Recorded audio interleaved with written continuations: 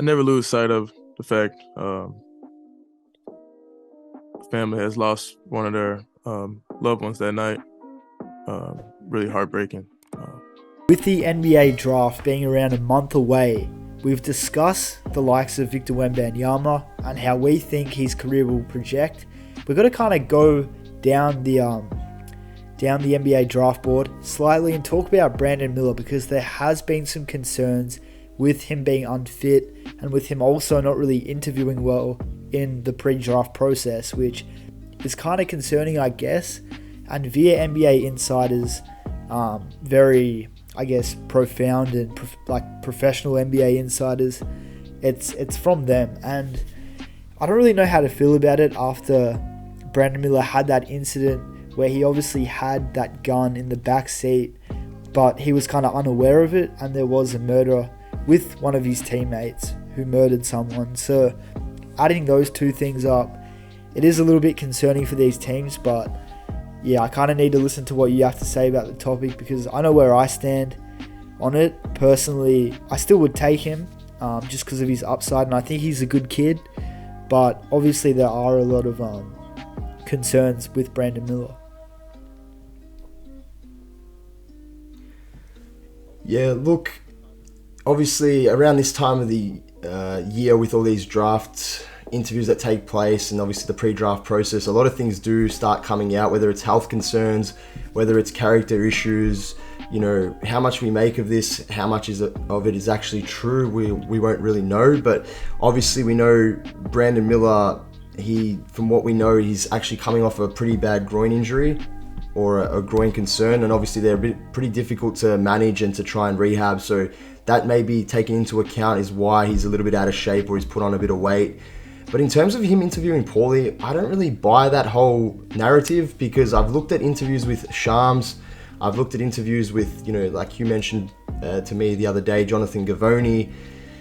When he spoke to them, he basically came across like a very mature guy. All the complex questions that were being asked to him, he was able to articulate it and provide a really intelligent response and really dissect the key parts of the question and what was being asked of him. Did you have people in your ear saying, Brandon, why don't you just withdraw and get ready for the draft?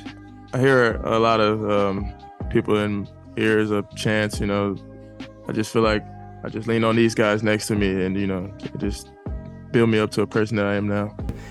And yeah, I think you can't really take away his upside and how good he is and how he projects. Obviously the 6'9" frame, the ability to play both ends of the floor, versatile defender, versatile on the offensive end, obviously shoots the ball from the three at a really high clip and a very efficient rate.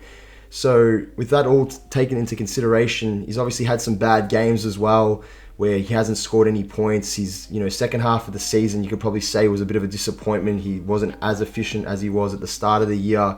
Still obviously came away with a really good freshman year. And in saying that, I still would take him at the number 2 pick, but obviously there's character concerns there, like you mentioned, with that whole incident. And you know how serious the NBA is taking all of that now with, gun violence or, projecting any sort of imagery of guns with the whole Ja Morant situation.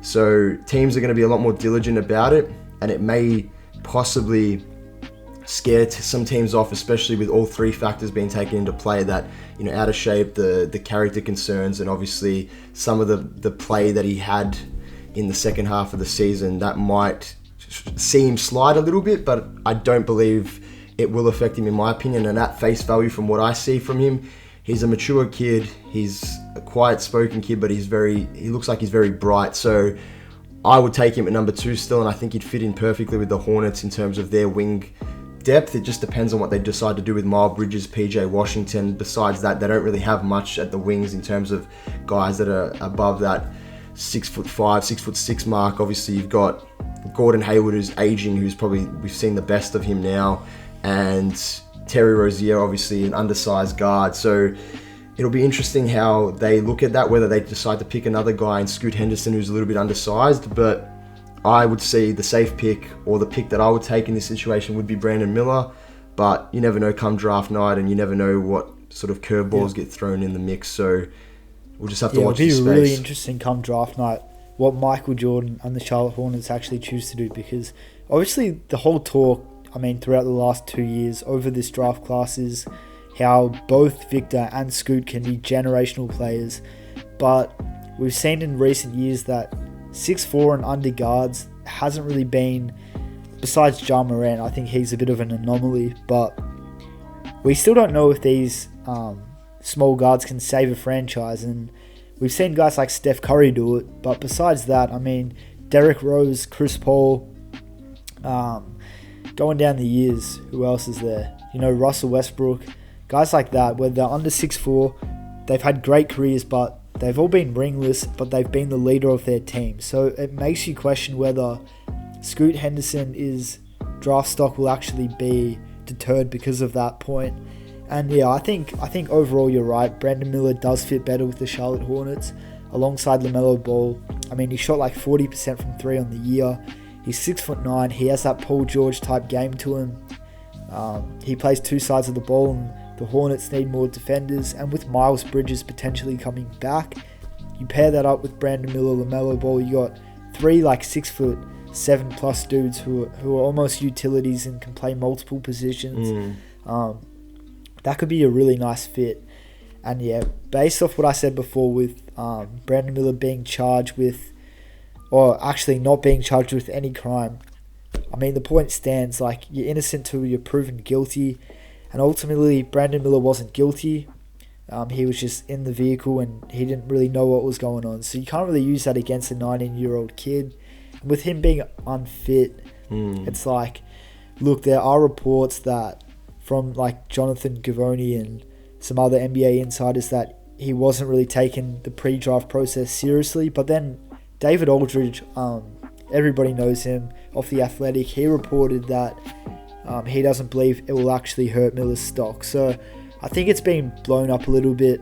And yeah, you look at his upside and how he can help a team like the Hornets, and I think they got to make the right decision, not necessarily the franchise cornerstone, but it's like who can fit next to LaMelo, because although they didn't make the playoffs a couple seasons ago, when they did have Terry Rozier and LaMelo Ball healthy playing together, and Miles Bridges, of course, they did end up winning 43 games. So I do think this team can push for the playoffs in upcoming seasons, and I know that sounds crazy, but I think the Hornets are definitely still on the way up. It was just a bit of a bump in the road this season. It'd be funny to see if actually, who's putting out this intel and who actually is dishing out some of these claims that he's interviewing Paulie. Maybe it's a couple of those teams that are hovering around that top 5 mark where they know that Brandon Miller may possibly go and they're trying to tank or like deter other teams from, picking him so that they can just let him slide right into their lap. So it'd be interesting if that's something, or even Scoot's team's trying to like put out some negative news about him to Jonathan Givony to try and say, like, give him a reason to draft Scoot over Brandon Miller. But I'm just reaching a little bit there, but you never know. But some guys decide, even in the draft process, when they're interviewing with particular teams, they actually decide to interview in a certain way or be honest with that team and say, like, I don't want to be here, which might come across as interviewing poorly, but at least he's being honest and saying, like, I don't think I'm a good fit for your organization, and I don't believe that this is the right place for me. So at the end of the day, take that as you may, how you want to perceive that particular honesty in certain individuals when they are interviewing, whether it's for a job or whether it's obviously in this NBA draft process. You kind of prefer that rather than saying, I'd love to be here, all that, fake sort of persona that someone puts on, and then all of a sudden they, like, Kevin Durant situation comes along, or a Kyrie Irving situation comes along. This is what I think. I'm out. Personally, I think you're 100% spot on. I don't think people look at the Charlotte Hornets and think, I want to spend my career there. But look, Portland's next up.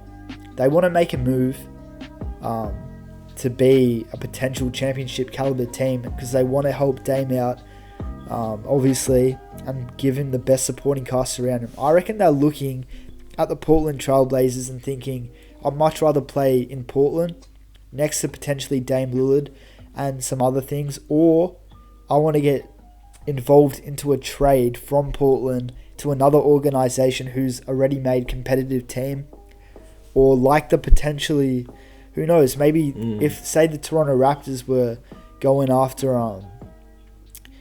the number 2 pick and someone else specifically, maybe he's thinking, look, I would love to play alongside Pascal Siakam or Scotty Barnes or OG Anunoby or any of these guys.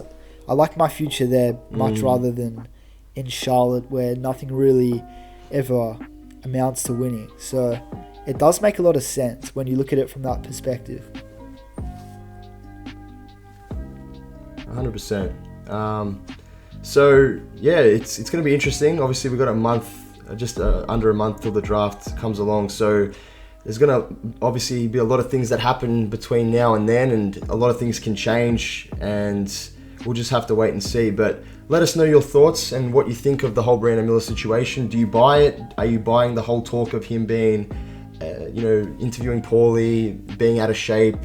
Should we be concerned? Should teams be concerned? Let us know. We'd love to hear your thoughts. And if you haven't already done so, guys, make sure to subscribe to the Bench Mob and join our community and help us on the road to 1,000 subs. But also keep an eye out for that 500 subscriber giveaway, which we've pointed out in a couple of our videos. 100%. So stay tuned.